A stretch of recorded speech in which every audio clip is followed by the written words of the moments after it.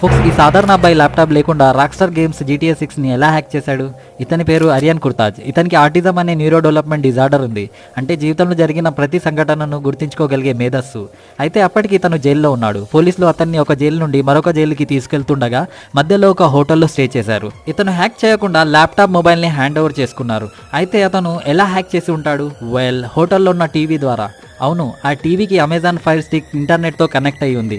దానినే అతను లూప్ హోల్గా మార్చుకున్నాడు. ఆ ఫైర్ స్టిక్లోని ప్రోగ్రామ్ని మాడిఫై చేసి టీవీ త్రూ హ్యాకింగ్ కమాండ్ పంపించి రాక్స్టార్ సర్వర్లోకి ఎంటర్ అయ్యాడు. హ్యాక్ చేసిన తర్వాత రాక్స్టార్ గేమ్స్ వాళ్ళకి మెసేజ్ పంపాడు, నాతో మాట్లాడండి, మాట్లాడకపోతే నేను మీ గేమ్ని లీక్ చేస్తాను.